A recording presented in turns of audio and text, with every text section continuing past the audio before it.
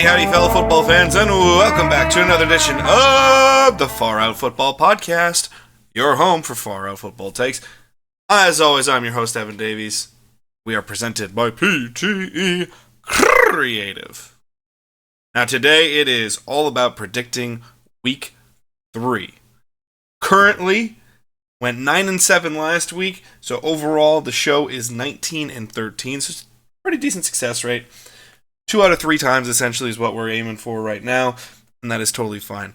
Today, we're going to have a new segment called Heartbeat, where we're going to be telling you all about the heartbeat of each team, what hope they really have thus far going into the season from this point forward. But before that, we're going to preview Thursday Night Football right here and now, and hand on over to East Rutherford, New Jersey, where the New England Patriots are visiting the New York Jets. New York favored by 6.5 in this one. Honestly, the way New England's playing, I would not take that point total. Jermaine Johnson is out, as is CJ Mosley from this game. There's a few other Jets that are banged up. I am going to pick the Jets to win this one. However, I think it might be a close game. Seattle already proved they went into Cincinnati, got the surprise win, and took care of business there. Now, granted, I thought Cincinnati looked like trash in that game, as I've said many a time. However, nonetheless, took care of business, and they did it the right way, got the win. Then, they played a really good game against Seattle defensively, held true, very good rushing attack. I think this game stays close, and I do not think a New England win would be that shocking. The Jets are not playing good enough football for me to believe that they're just going to boat race them. They played better last week in Tennessee. However, in Tennessee, they were still on the verge of going down 14-0 before Will Levis decided to be an idiot and kind of flip the momentum of that game. Aaron Rodgers is getting far more comfortable. That's why I am picking the Jets, but I wouldn't be shocked if the Patriots pulled one out. Hence the reason I am going to go Jets with the win, but I'm not taking points in that one whatsoever. Now, before we get to our new segment called Heartbeat, I want to take you to this special message. Stay tuned. I hear you guys are really liking PT Creative's content. And you know what? You should, because it's pretty rad. You may even want to support the channel even more. Well, there's a way you can do it and reward yourself. And that's by going to our Etsy shop. Head on over to PTE Creative's Etsy shop and you can find all kinds of cool merch like you see on screen. You may be watching some of our Pokemon themed content and going, I'd love some merch there. You can do that. You can even get our custom Pokemon stickers right there, or stickers of existing Pokemon, t-shirts, or mystery packs. But you may be saying, I don't know if Pokemon's maybe my vibe. You know what? That's fine, because we got all kinds of fun, snarky millennial content and sports-related things over at the Etsy shop as well. You got some big bench warmer energy that you just got to spread with the world. Or maybe you just need to tell people that you hope both teams are having fun as they're playing, because it's just all about vibes to you, and you hate to see it. You'd hate to see it if you didn't get your merch. You can go get that merch right here, right now. Head on over to Etsy. Go to etsy.com/shop/PTE Creative and go get yourself some awesome merch and go support a local content creator in this community we call the internet. Hope y'all see some great merch coming soon from Etsy. Go to PT Creative on Etsy and get yourself some great merch now! And we're back. Thank you, folks, for going to check out the Etsy shop. It would be tremendous if you could go do that and get yourself some cool merch. Now, before we get into the rest of the previews for Week 3, we're going to go have a new segment called Heartbeat. This is going to be used in a tier list system. So I'll unveil that on screen right now for our visual users right now. So in this scenario, we have 7 categories, all tracking kind of the heartbeat of the teams of the NFL right now. We're going to rank every single one. At the top of the list is spiked. Their heart rate is spiking. They are playing the best football they possibly can, and they are elevating themselves week by week by week. Next category down, ironically use the elevate word, elevated. They're playing pretty well. They're not at their peak powers, but they're playing pretty well, and they're clearly handling their business. Next up is getting warmed up. There's a lot of positivity there, but they're not quite where they need to be at this moment. But still, a lot of positivity, and they're moving in the right direction. Then you're going to have where most of the teams in the NFL seem to be right now. Resting heartbeat, they're kind of middle of the road and need some exercise. Those are teams that there are some positives there, but they're having some glaring issues that they need to fix. Then there are a few teams that are on life support, meaning they got to turn it around quick, otherwise their season is going to be in a downward spiral that is not good. And there is the final category, which is already in the morgue because your heart has stopped beating as a team. That is where we are going to be going with this tier list. 7 tiers, obviously Spiked being the best, already in the morgue being the worst. Let's head over to all 32 teams and let's see where they go. I'm using Tier Maker, so I don't even know the organization of each team. So let's see how it's going to go. Go to our tier list again, Spiked being the highest, already in the morgue being the lowest. Very weird style of organization that this person used for Tier Maker, but that's going to be totally fine. New Orleans Saints, they are, ironically enough, works really well for this one. They're going all the way to the Spiked category. Their offense is humming. Granted, they've played 2 defenses that have been suspect this year, but beyond a shadow of a doubt, their offense is rolling right now. So many plays of over 50 yards, a lot of explosive plays. They're getting great play from all of their complementary pieces. Rashid Shaheed has been a life set, just a godsend for that team thus far. Plus, Taysom Hill is being very active, Alvin Kamara is being extremely active, and Chris Olave is still extremely dependable. New Orleans is spiked right now, and the heart rate is doing phenomenal. They are poised for a lot of success. Meanwhile, we're going to go down to Miami. Miami, I'm going to put in the need some exercise category. I contemplate even life support for Miami. Miami's already shown a lot of flaws. They nearly lost to Jacksonville in a game that they, if we're looking talent for talent, probably should have won. Or probably should have lost. They should have won in a better fashion. That's the better way to say it. Should have won in a better fashion. They pulled out the win, gutted it out. You think that's a great character moment. You lose your quarterback, and beyond, I said this in the reaction show on Monday. Tua Tagovailoa did not play well at all, and it's going to be masked by the injury. His play was horrible before the injury. Oh, obviously he goes well. Skylar Thompson is not a huge upgrade there. They need some exercise. They are still playing offensively. Their rushing attack is still decent. They still have a chance, which is why I'm giving some need some exercise, but they got to figure out that quarterback issue relatively quickly. And another team right there, Baltimore. Shocking Baltimore. I was so high on Baltimore. They were my biggest win total team predictor. So I predicted them to go 13-4. They've already reached halfway to the amount of losses that they had last year and what I predicted for them this year. And Dallas is going to be a tough test this week. I'm putting them to need some exercise because their offensive line is somewhat in shambles and their defense is really scrambling to find an identity. I just don't know. They don't really have an identity right now. That's their issue. You got Derrick Henry. You got to use it. You got to use Lamar Jackson to the best of his abilities. You need to get more people in the passing game besides Zay Flowers. Their offense is in shambles compared to what it should be, and their defense is miscommunicating in a lot of ways that it shouldn't be. They need a lot of exercise. They're not dead. They're too talented to go into life support system or already in the morgue for obvious reasons, but they need some exercise there. To another team, this is crazy how this is working. Cincinnati, I'm going straight to need some exercise. Joe Burrow, to me, did not look good in Kansas City. He looked a lot better than he did week 1, but he didn't look great by any stretch of imagination. Really feeling a lot of pressure. Cincinnati's having a lot of issues containing those pressures. Defensively, Trey Hendrickson is still phenomenal, and we saw that as he nearly shut down Kansas City by himself a lot of the time. Jamar Chase is not fully ready yet for prime time at this moment. They have Washington this week. If they can handle their business, I would put them back into resting heartbeat or getting warmed up because there was clear improvement from week 1 to week 2. But they did not look good in week 1 and week 2. They showed way too many problems for me to say that they're at resting heartbeat. Denver Broncos, on the other hand, you are on life support.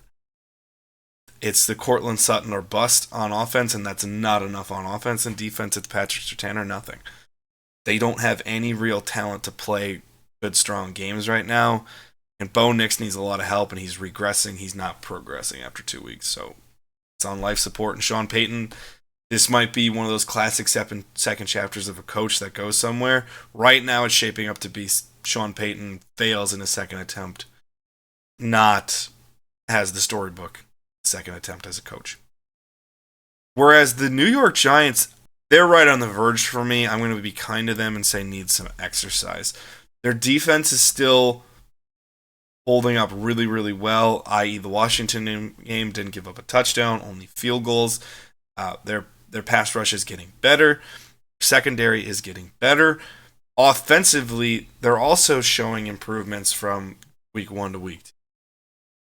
It's can they be consistent enough to hold that? I'm not seeing the consistency at all in Denver, which is why I put them in life support. Giants, on the other hand, they're going to need some exercise because you're seeing signs of life, but not a ton. Whereas Minnesota, they're playing elevated football right now. Shockingly well with Sam Darnold. Some concerns this week, what we'll get to in the previews. However, offensively, they are humming and they're protecting him well and allowing Sam Darnold to really pass and give them an option. And defensively, they are showing out with a lot of good pass rush and secondary play that I was not expecting. So they're elevated. The Rams here, this is purely due to injury. I'm putting the Rams in life support right now. It's scary times in Los Angeles when it comes to the Rams. Here's why I say that. Matthew Stafford needs help. He's not as mobile as he once was, and he was never super mobile to begin with. Their rushing attack hasn't really figured itself out because the vast majority of their offensive line is hurt. Now you're down Cooper Kupp and Puka Nacua. Who are you throwing the ball to, and who is Kyron Williams going to be able to run behind? Nobody. And defensively, they haven't pieced it together yet. They're on life support. I would not be shocked if this continues. The Rams are going to go 4-13, just because they're just lost all of their talent due to injury. It sucks if that's the case, but it's a possibility. Tampa Bay completely up in the elevated category. Detroit, they showed some issues. Baker Mayfield showed a hair of limitation or a hair of the trigger finger not always working out to his favor, but he's playing far too well that's nitpicking on my part. I think they still have a little bit more to go. That Detroit game shows that, which is why I'm putting them in the elevated category because they're playing so well. But are they spiked to the point where they're just a juggernaut? I don't think they're that right now. Defensively, they're playing so well. When they get Vita Vea back into real rotation, see how dangerous they can be. They're playing elevated football right now, and their heartbeat is very elevated. And Detroit's in a weird one. I'm going to say getting warmed up. There's still a lot of positivity. They outgained Tampa by over 200 yards in the game that they lost. A lot of mismanaged opportunities. But you're seeing small weaknesses such as interior pressure getting in on the Detroit line. But their passing attack is still great. They're still using their running game extremely well. And secondary-wise, they've improved. So they're rising. They're getting better, but they're not to that elevated sign of play just yet. Getting warmed up. Detroit. Then another tough one in Chicago. I'm going to go need some exercise. Ironically enough, their defense is playing so well, and Caleb Williams is holding them back right now. He got better in week 2 versus week 1, but week 1 was so erratic that just getting to the point where you could complete some easier passes and some professional passes does not give me hope that magically the next step is imminent. So it all comes down to offensively their quarterback position, and that's why they're going to need some exercise. And we're going to move on to NFC West here, San Francisco 49ers. I'm going to go resting heartbeat here. I don't think they're league average. They're clearly not league average. They're one of the most talented teams in the league. That's abundantly clear. My issues in San Francisco lie here. Brock Purdy, I gave him a little more credit than maybe I even should have for week 2, but he gave up a lot of turnover-worthy plays that are part of his limitations. Deebo Samuel is out. Brandon Ayuk is out of whack right now. They haven't really fully figured out their rushing attack, which is very strange for a San Francisco team. I fully believe they're going to get there. But week 1, they feasted on a team that was really out of sync. And their offense, to me, didn't look great. It looked good. Now with some mounting injuries, I have some concerns for San Francisco on the offensive side of the ball. I think they're going to get it shored up. I don't think this is a super long-term issue at this point, but I'm going to put them in a resting heartbeat. And I'm going to take the Eagles to the same place. The Eagles, I don't know what's going on with them. I predicted bloodbath, and they couldn't put Atlanta away, and Atlanta got outplayed on Monday. They put one drive together that was phenomenal, which was the last one. They gave them enough hope, and Kirk Cousins came through on Monday night, which is great to see, and to see some signs of improvement in Atlanta. However, there was a lot of miscues on Atlanta's part. Philly had them, and they could never separate. They're not the dominant team on the offensive side of the ball that they like to be. Their offensive line is still very good. It's not great anymore. You're seeing the usage of Saquon Barkley really, really well. And yet, you're seeing the limitations of that at the moment. It's such a strange dichotomy over Philly right now where you see all this talent, you see these moments where they could just boat race people, and yet you see these moments where they can't get out of their own way. And that's a resting heartbeat team if I've ever seen one, where the good is good and the bad is bad, and you need to normalize. And normalize right here is, I'm putting them sort of in the San Francisco category with less faith, where I don't have faith that they're going to get out of their own way, but I have too much faith in their talent to think that they're going to just suck. And so they're resting heartbeat. Vegas, after week one, I would have put them in the need some exercise category. I'm going to put them up to resting heartbeat. The Raiders showed a lot of life in Baltimore. And defensively, they're coming up. If this was purely on their defense, I'd be putting them higher. Their offense, their rushing attack is still a huge problem. And you can see their passing attack is coming to life, though. And they need that complement to get better. Gardner Minshew is playing decently well. They have a heartbeat. I feel that they're at the resting category. I thought the Raiders were going to 4 games this year. I'm going to probably bump that total when we start getting into that. Probably I'm going to do a quarterly report, probably week 4, week 8, to see where people are. That's where I'm going to put Vegas right now in the resting heartbeat category. And this is going to sound homerish, but I saw way too much character from Green Bay. Just put them in resting heartbeat. Defensively, they really took care of business with Indianapolis. A lot of pressures. A lot of flushing Richardson out of the pocket. That's a good offensive line in Indianapolis. Pass rush was there. Secondary play was there really, really well. Their back end with Xavier McKinney is a completely different animal versus where it was last year. It's not all on Jair Alexander's one corner to fix a lot of issues. Plus, their rushing attack. I understand Indianapolis is not good against the run, but their rushing attack just stonewalled Indianapolis. And you saw enough creative motion and creativity in that offense where even with limited passing, they could still dominate that game. If it's not for a fumble at the end zone, that game is 17-0 at one point, and they're destroying Indianapolis. It got a little bit closer after that, but nonetheless, there was still so much positivity. And the same thing, they were positive in Brazil. They couldn't close the game out. You're seeing a hope for Jordan Love. I'm going to getting warmed up because you're seeing the rest of the team elevate to pick up the slack of Jordan Love. And if Jordan Love is going to be able to come back healthy relatively soon, I'm assuming we're going to see the Green Bay we thought preseason reports. Washington, on the other hand, I'm going to go need some exercise. You are seeing their rushing attack come to life a little bit, which is great with Brian Robinson Jr. and the accent of Jaden Daniels scrambling. Their passing attack is suspect. Their defense is really suspect. But you're seeing positivity on the offensive side of the ball. That's why I don't think they're on life support. They can at least be competitive. Denver can't be competitive. The Rams, with their injuries, can't be competitive. Competitive teams at least get to need some exercise generally. Meanwhile, Cardinals, that's elevated play right there. I understand, they're injured. But putting up 40-plus points and you look like you can do no wrong is different than just taking advantage of a team that's in a bad spot. Kyler Murray looked phenomenal last week, and he looked really good in week 1. And now that they have the added attack of Marvin Harrison Jr. in that playbook, at least as of week 2, it's way more dimensions to get James Conner active in the running game. Their offense is playing way too well, and their defense is smacking people. They're buying in. Arizona's playing elevated football at this moment. Elevated heart rate here, for sure. Pittsburgh,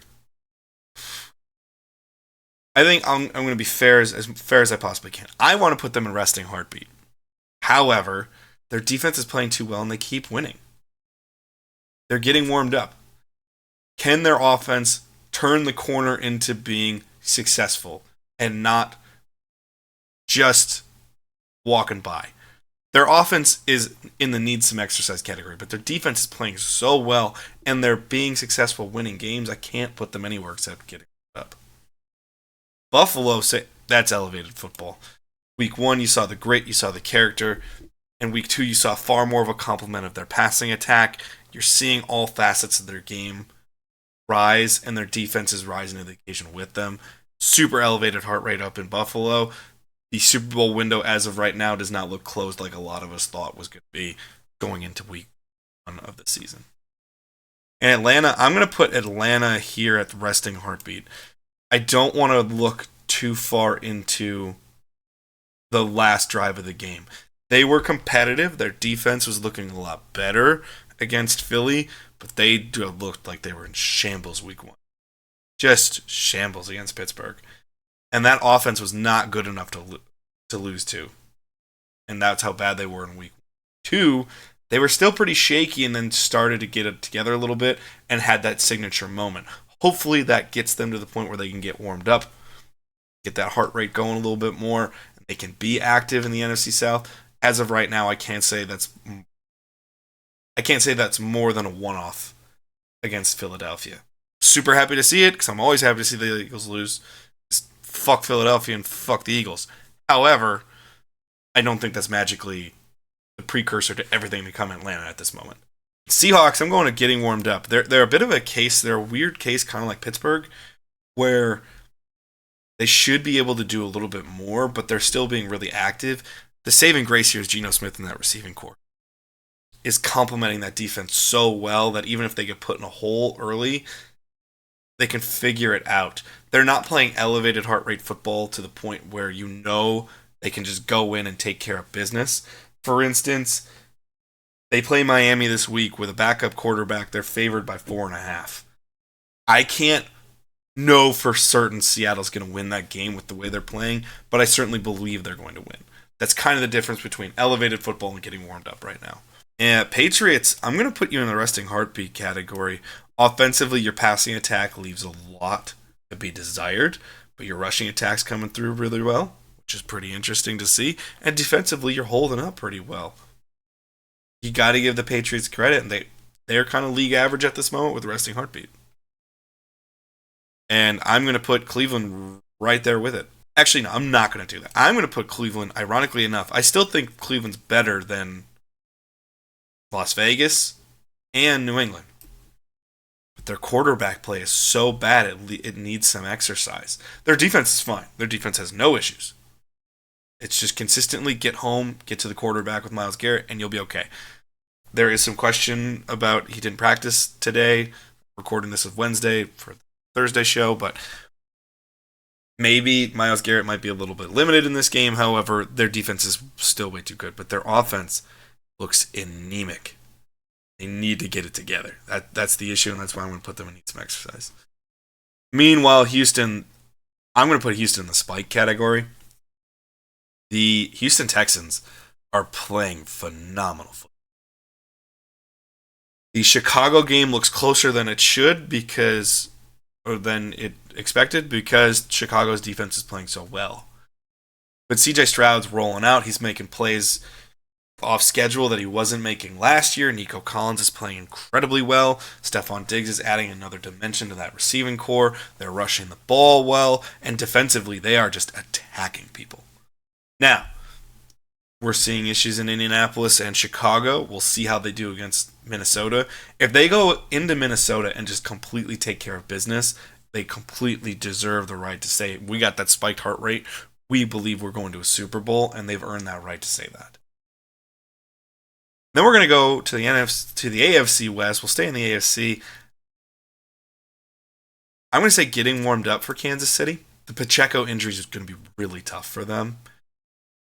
Thankfully, their passing attack now has far more dimension with Xavier Worthy, in which you know they can attack on 3 to 4 levels of a passing attack. They can go immediate, shallow, with Rashee Rice and a lot of the small tight end and back play. No matter what, they did just sign Kareem Hunt, so it's not as if they're going to be destitute at the running back position as well. Shallow, you can see still a lot with Rashee Rice into the intermediate with Rice and Kelsey. And stretching the field with those bigger plays with Worthy and Rice is really helping them right now. And Patrick's not playing his best ball, but what's great is defensively, Kansas City is elevated so much. They're allowing Patrick to take more chances than he could the last couple years. He can easily sew this up and not make... The first pick he threw in Cincinnati was bad. The second one, it was off. It was a bad throw, but it wasn't horrible. That was just a phenomenal play on the corner's part as well. It wasn't a good pass. I'm not completely defending that. But they can still get it sewn up, and that defense is playing so well, and they're being successful. I think it's still far and away Kansas City's league to lose. I'm going to put them in getting warmed up. Dallas, on the other hand, we are in need some exercise category. The Cleveland game, I misspoke on that one after watching the tape again. The Cleveland game, they took advantage of an anemic offense, but they didn't truly dominate that game offensively, like a lot of people believe they did. Week 2, their defense was non-existent. The amount of long, big plays where they were just getting gashed was ridiculous. If you can figure out Micah Parsons, you can completely take care of that Dallas defense. That's a problem. They need some exercise. They need to find other options than CeeDee Lamb on offense. They need to get a solid rushing attack. Plus, they need to sew up all those defensive liabilities that they have right now. They need some exercise. They're talented enough to win some games. But so is Cleveland. So is Chicago. So is Cincinnati. So is Baltimore. When Tua is healthy, so is Miami. That's the category that needs some exercise. Teams that are underperforming. They need to figure out their issues pretty quickly. Meanwhile, the Chargers, I think they're going into getting warmed up. You're seeing week by week they're getting better and better. Week 1 to week 2, there was a jump in the consistency of their rushing attack. Their passing attack was getting a little bit better. And their defense is just smothering people. And they get warmed up really fast and they play tough physical football. Got to give the Chargers credit on that one. I'm putting them in getting warmed up. There is a slight nick with Justin Herbert right now. However, it sounds like he's going to play with no problems. So I'm not going to put much stock into that. I'm going to get him getting warmed up right now with that heartbeat in Los Angeles. The Jets, on the other hand, I will go to resting heartbeat. It looks like they're elevating at the right time on both sides of the ball. That's good. I'm not seeing any glaring issues to the point where it's like, you need to fix this.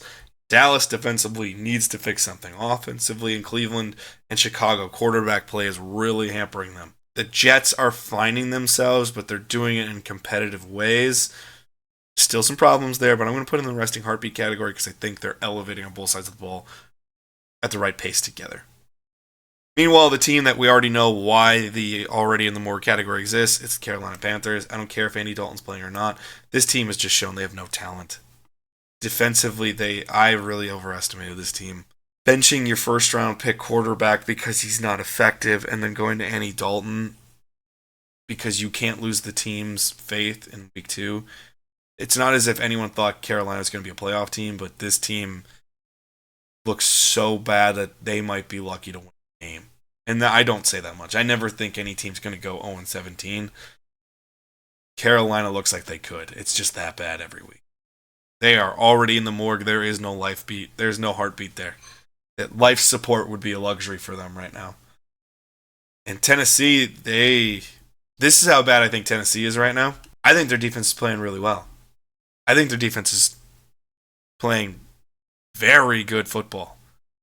Offensively, you can see some explosive plays from Tony Pollard. They just have that much of a liability at quarterback.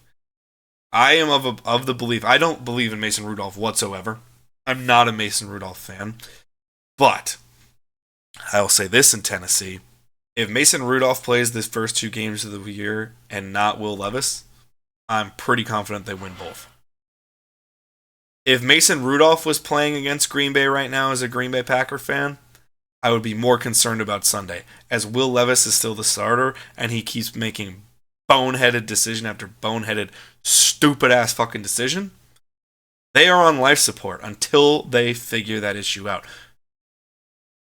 And they don't have as much on defense to help them as Chicago does to stay competitive, as Cleveland does to stay competitive. They don't have that in Tennessee. They have a good defense that can hold them in a game, but not take over a game.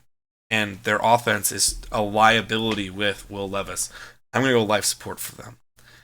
And the Colts, I would argue, are in the need some exercise category as opposed to life support. They don't have the glaring issue that Tennessee does. Their defense, it could be problematic with DeForest Buckner. I don't know what that injury is going to... I don't know the timeline for that injury. But they're in the need some exercise category because you haven't worked out all your issues with Anthony Richardson yet. There doesn't look to be a lot of cohesion in the passing game. Rushing attack is fine. Passing game has some work to do. And defensively, you are a liability against the run. But there are too many pieces that have kept them competitive in games and still make them threatening and scary with Jonathan Taylor and the occasional play from Anthony Richardson to make me think they're on life support. I still have faith that the Colts can turn it around. I'm glad it's after week 2 when they play the Packers, but nonetheless, I think they can turn this one around. And Jacksonville, I'm going to go to need some exercise. There's no cohesion there at all. The fucking Marks, owned by the fucking Mark, have no cohesion. It's 2 games that they could have won that they completely lost because they can't get out of their own way. They're kind of like Philadelphia, except they're not as talented. And Trevor Lawrence, frankly, there were drives in both games where people who believe in Trevor Lawrence can really think, oh, he's doing so well. But there's way too much play to where someone like myself that doubts Trevor Lawrence is truly a great quarterback or even a good quarterback. There's way too much play to justify that he's closer to below average than he is above average right now, and they need to fix a lot of issues. They're just playing stupid football, not cohesive, not really understanding things well. They're in the need some exercise category. So as you can see visually in the NFL right now, if you're watching, if you're listening, I'll go for you. Already in the morgue, that's obvious. Carolina's the only team and already in the morgue.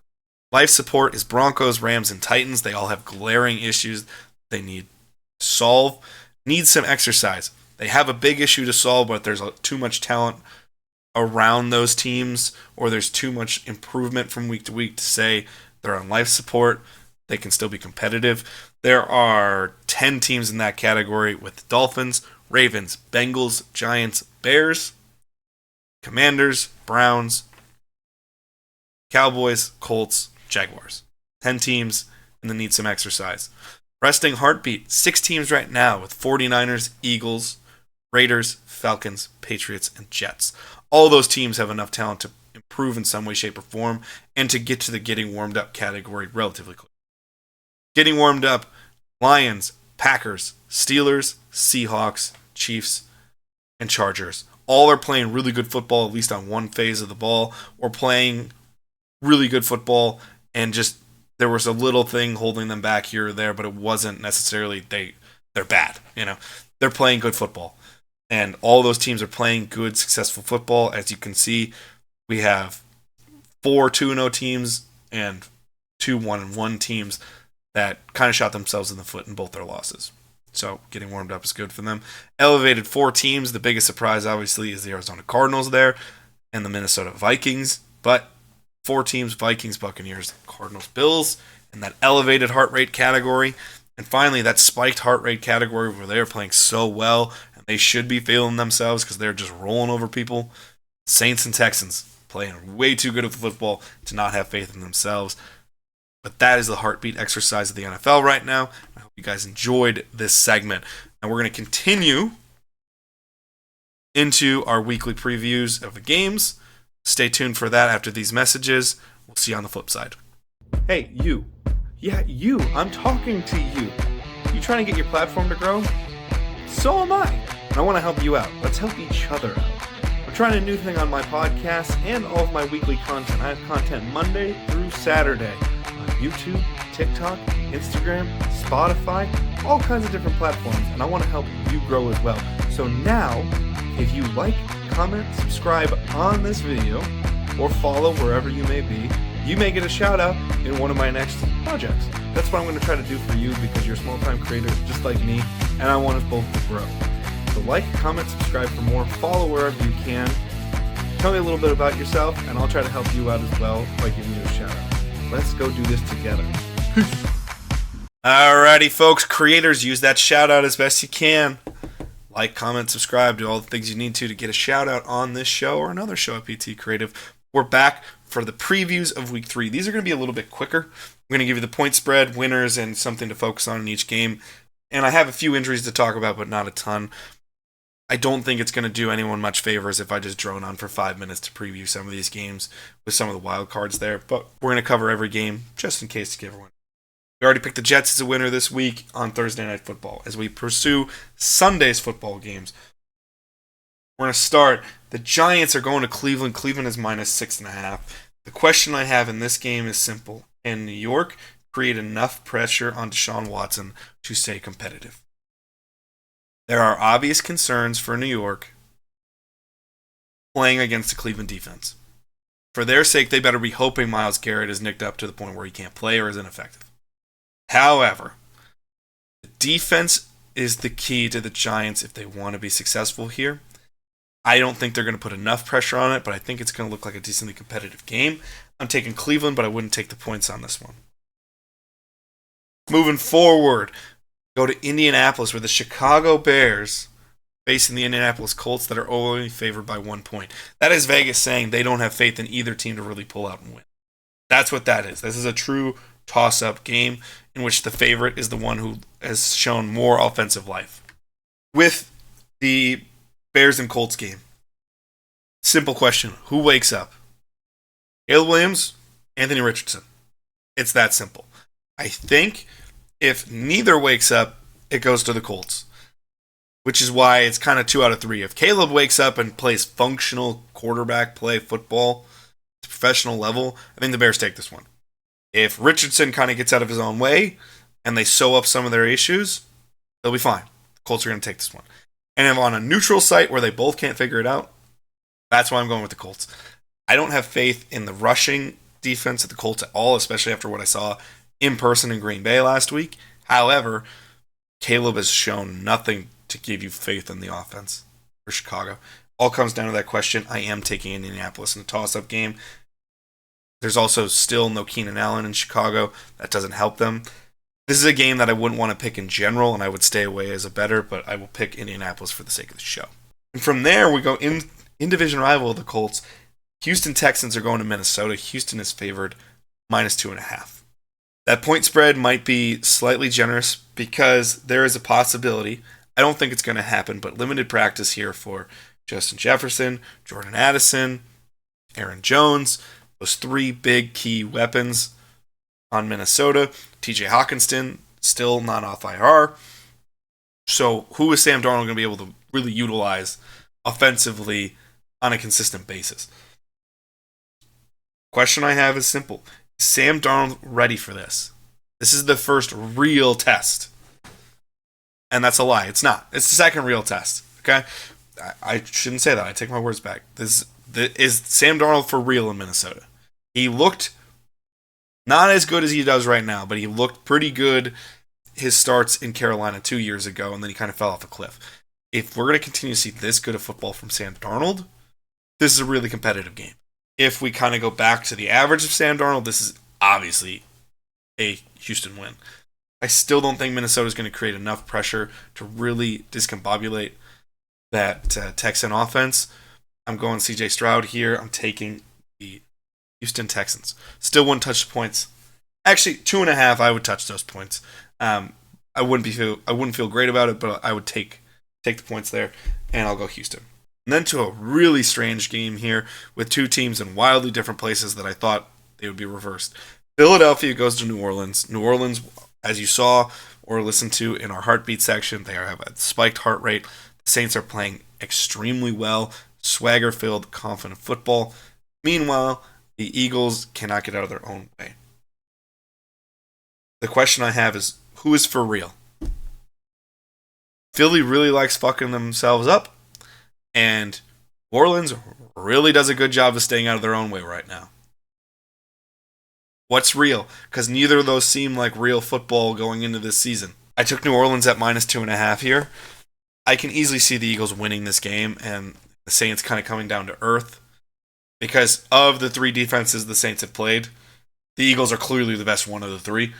However, their offense is doing enough that I don't know if Philadelphia can match them. I'm going to go New Orleans. I don't feel great about it. I sure as hell wouldn't touch the point spread in this one either. But I'm going to take New Orleans in this one. From New Orleans, Chargers going to Pittsburgh. Pittsburgh is favored at 1.5. That's mostly offensively why they're only at 1.5. Chargers are playing really good football here. I don't think, with the pressure and the defensive standard that the Chargers are playing with right now, I don't see Justin Fields and the Pittsburgh Steelers beating them. I don't see George Pickens getting one big lucky chunk play and enough consistent play from Pittsburgh to rival the Chargers on offense. The question I wrote down here is, what wins? What steady component wins? Does the steady offense of the Chargers win, or does the steady defense of Pittsburgh win? There's not a lot of outlier football with both of them. It's smash mouth, classic, old school, run them into the dirt football. I'm going to go against the spread. I'm going to take the Chargers here. I think this is where the dam breaks offensively for Pittsburgh. And our final game before a quick break here, it could be a bloodbath. Denver is going to Tampa with one of the biggest point spreads of the week. Tampa is favored 6.5 over the Broncos. This is incredibly easy. I'm taking Tampa Bay. What I have written down is simple. Bo Nix haters are eating, and the same goes for Sean Payton haters. Denver is bereft of talent. They can't get it together. They need to. I don't think Tampa's the team you do it against. Denver is so bereft of talent that the only teams I think they're going to be competitive against, I mean, Seattle was a bit of an outlier game. We saw the second half. They weren't competitive in the second half. Pittsburgh is so anemic on offense that they can look competitive, but I still don't think they're great. You know, I think they could take Carolina, maybe New England, Washington, Giants, maybe. But I like all those teams' talent currently at this moment more than I do Denver's. It's easy. Baker Mayfield's going to wake up feeling dangerous, and I'm taking Tampa in this game 100%. Now, before we continue, that was a really quick run through some of those games. We're going to continue the quickness right after these messages. Stay tuned for more. Hey, friends. I know you're enjoying this show, but we want to prime you for a new show. Go check out the weekly schedule over at PT Creative and find your new favorite podcast or show to watch. Monday and Thursday, you get the Far Out Football Podcast with news, analysis, and notes of the NFL season, plus great projects during the off-season like draft analysis and what-if questions like what if the NFL expanded. Tuesday, go to the ONETA Show for absurd takes and fun all around. The topics in entertainment, gaming, movies, television, you name it, ONETA Show is going to talk about it. Wednesday, you can go check out the Pokemon Bliss Oblivion Project, in which new Pokemon are being designed every single week as we create the Halzari Fakemon region. Friday, it's kind of a fun, laid-back day over at PT Creative. You can go open some brand new Pokemon card packs, or get some new specials and seasonal content coming your way on a Friday. And finish your week out with the Wisco Movie Watchers podcast on Saturdays. Get great movie recommendations, learn some movie history, and just have a grand old time listening to some dialogue. It's going to be a whole heck of a lot of fun over on Saturdays, just like it is every single day over at PTE Creative. Go check out new podcasts, new content, new shows every single Monday through Saturday over at PTE Creative. Now enjoy the rest of your show. Alrighty, and as we come back out of that message, check out our weekly schedule. But you're going to have to check out the Green Bay Packers going to the Tennessee Titans in our next game. Tennessee wildly is favored -3 at this. This is clearly a show of the home team versus the team that's missing their quarterback. Jordan Love did return to practice this week, which shows a lot.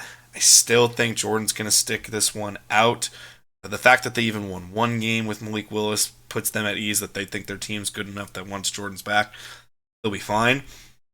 I sure as hell don't like that point spread. To me, this is a -1 game. Tennessee shows too many liabilities for me to think that they're just going to take care of business against a Green Bay team with a backup quarterback. Green Bay is so much more talented. The question I wrote down here is, don't understand that spread.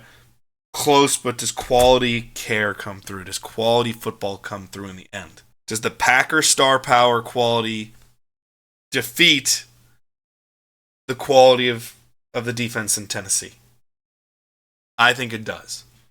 And I don't think offensively Tennessee's going to do much of anything against that Green Bay defense the way they're playing. Simple, I'm going with the Vegas upset here in Green Bay. There are questions here. Jordan Love, Josh Jacobs, Jaden Reed, they all didn't play this week. Or didn't practice today. The rest of this, or they're limited at practice or have obvious concerns. As I said, Jordan Love came back to practice today. That was great, as I'm recording on Wednesday the 18th. However, that still doesn't mean that he's going to play. So, if Jordan Love's in this game, I don't care. I'm taking Green Bay every second of every day. I still think Malik Willis, the way he played last week, showed me. I think he can do this. I'm taking Green Bay. From Green Bay, we go to what could be bloodbath season. Carolina is going to Vegas. Vegas is favored at 5.5. I don't think Andy Dalton is enough to make Carolina competitive. I think they're going to get a boost. I wouldn't be shocked if Carolina puts up 14 to 17 points and looks like they can at least get a couple first downs and they can drive a hair. I think that's doable. But I don't think they're going to win against that pass rush against Vegas. And outside of J.C. Horn, I haven't seen anything positively in their pass defense whatsoever. And Derek Brown's not really coming back yet either. So what do they have to stop Vegas and Devontae Adams? This is tailor-made for a Devontae Adams game in which just because he looked good, Devontae Adams will make J.C. Horn look bad and go for like 156 and 2 touchdowns. In like one of those games that Devontae Adams always has. I could really see that one going. If I had to pick a score, I'm going to go 24-14 Vegas here. I would easily take the points in this one. I don't think there's enough bump from Andy Dalton here because I don't think there's enough talent to get the bump here. For Carolina's sake, so they can go win, hopefully it happens, but I don't think that's happening. I'm taking Vegas. And from Vegas, we go to what could be another bloodbath offensively. Miami at Seattle. Seattle's favored at 4.5. I think Seattle, you saw a lot of grit and a lot of the development of their passing attack, which is great, and their defense is playing really well. I don't think Skylar Thompson can take enough advantage of Tyreek Hill and Jalen Waddle, and Achane in the running game is not there quite yet for Miami. I don't think they're going to fix it this week against a good Seattle team. I'm going to be taking Seattle. It all comes down to I have no faith in Skylar Thompson to go win them this game. Why would anyone have that idea? Because they shouldn't. It's ridiculous. And I wouldn't pick them even if they had 2 in this game. I would be concerned, but I wouldn't pick them either. I'm going Seattle on that one. We'll stay in division of Seattle. Detroit is favored -3 at Arizona. I do not get that point spread right now. The question is, can Arizona stay hot? Can they go into the fire? Cue the Dawkins song right now. If only. Detroit had a bad day at the office last week. They outplayed Tampa in a lot of ways and they lost. But they still made way too many mistakes to say they outright just deserved that game last week. Does that hold up? Well, we shall see. I don't foresee a 5-sack game from Aiden Hutchinson either against Kyler Murray. Kyler's the kind of guy that makes a lot of those guys look like dopes because they can't catch him. Can the secondary take care of Harrison, Dortch, and McBride for Arizona? That's the big question. I'm taking the upset. I'm going Arizona. I really believe in what Arizona's doing because week 1, they just ran into Superman, but they easily should have won that game. They played really well. In week 2, they boat raced an NFL team. Injury racked, but they boat raced them. Kyler looked like he could do no wrong. That's why I'm taking Kyler Murray and the Arizona Cardinals here as one of my upset picks of the week. Now to another real interesting game. Baltimore favored 1.5 against Dallas in Dallas. This literally comes down to the question, who the hell knows? I don't know. Do you know? No, you don't, because nobody fucking knows what's going on with either team right now. My only comment is it comes down to the bettor's faith. Who do you have more faith in? I have more faith in Lamar Jackson to rush the ball against a really weak defense in Dallas because I think they can neutralize Micah Parsons enough. I have more faith in that than I do Dak Prescott and CeeDee Lamb just being able to pass to victory when they have no running game against Baltimore. It's as simple as that. I think it should be a good game. It's a close game. I'd go something like 28-24, 27-30, somewhere in that. It should be a fun game to watch. I'm taking Baltimore here. I don't understand why they're favored. I would probably pick the favorite as the home team, but I think that shows Vegas' reflection in Dallas right now more than it does Baltimore. So I will be taking Baltimore in this game. Point spread is just stay away from it. Don't touch it. The only thing is it's so small, maybe you take it just because you're like, well, I think they can win by 2 points. And then another real bad-looking game. San Francisco goes to the Los Angeles Rams. San Francisco's my favorite at 7.5. Injury concerns with Deebo Samuel. Ayuk still not really super functional in that offense yet. Brock Purdy had not his best day at the office. However, you're playing a Rams team that has no Cooper Kupp, no Puka Nacua, no offensive line. How are they going to be stopped? 7.5 might be a little rich in their current state, but 7.5 also might be a little too low. Like, I could see them going -10, and it's one of those I'd be like, I could argue it, but I still take it. This is an easy one for me. Written down, I just went no Kupp, no Nacua, no chance. I don't think there's any chance in hell the Rams win this game. I'm going San Francisco, and I'd probably play with the point total as well, and I don't do that very often in a spread this big. And then we go to Sunday Night Football. Kansas City goes for their first road game. Their favorite 3.5 at Atlanta. Isaiah Pacheco could be very problematic for them. However, they still have Kareem Hunt. The bigger question to me is, Kansas City has shown no matter what, they're able to score 25 plus points in their offense all the time. Pacheco helps a lot with that. Kareem Hunt will help still to make sure that there's still a functioning rushing attack. Atlanta has not been consistent whatsoever. Week 1, you might as well throw that out because there's no consistency whatsoever. In week 2, it was up and down play against Philly. They couldn't really find their mold. Their defense got it up. Give them a lot of credit for that. Did they get a lucky break? Did they get a fortunate break so much with Saquon dropping that ball? Of course they did, but they still executed their drive and they took care of business. So you got to give them that credit. I don't see any consistency for them to beat Kansas City. I think they give them a run for their money. However, wouldn't be shocked if magically they got it together. I just don't foresee that happening this week. I am going to take Kansas City in this game. I still wouldn't touch the point spread because I could easily see this being some bullshit 23-20 game where Kansas City just kind of steps on itself, though. I'm still taking them to win. Now, before we head into Monday Night Football, we have one final ad in this episode. Check that out, and we'll see you back for Monday Night Football's preview. That is a pretty good idea. Never thought about it like that. Interesting. Oh. Hello there. You caught me at time with my headphones on and listening to a podcast. But that means I'm having a great day because I'm listening to a podcast on Spotify. You know what's awesome about Spotify listening to a podcast is unlike YouTube, where screen goes dark and poof, all your sound is cut off. Spotify, you can take it anywhere. Just let it play and it'll play for you. Just like you can listen to all of these PT creative awesome podcasts on Spotify anytime you like, right on the go. Far Out Football Podcast Monday and Thursday, the ONETA Show every Tuesday, which is tremendous, and you may be listening to right now, maybe not, I'm not sure. Or even the Wisco Movie Watchers Podcast, which is a tremendous movie podcast, and I got so many recommendations from that podcast. God, they are just so smart over there, those boys. And the best part about it, when I'm listening to Spotify podcasts, man, I can just take it anywhere and I don't have to look at my phone. It's so good, it's even Dragon Sword approved. Go check out our podcast, PTE Creative, on Spotify right now. And give us a star rating when you can. Peace! Be sure to check us out on Spotify if you're not already doing so right now. If you are, thank you so much for listening. We appreciate it. Back to the end of our Week 3 preview. 2 Monday Night Football games. I'm not crazy about this lineup or whatever.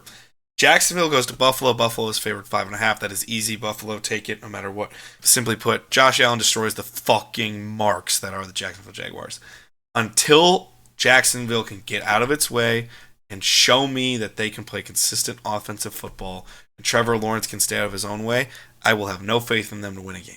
Unless it's against a team that is just so clearly talent-wise inferior to them. They should obviously take it. Until I see that, I will not take Jacksonville. I'm going Buffalo here. Buffalo is going to probably steamroll them, especially at home. No question I'm taking Buffalo. And our final one, Washington is going to Cincinnati. Cincinnati is favored at 7.5. Pretty rich spread for a team that looked utterly incapable of playing football 2 weeks ago. However, it's Washington. Washington looks brutal. Fucking brutal right now. On a lot of phases of the ball. They can't punch the ball into the end zone. That's a problem.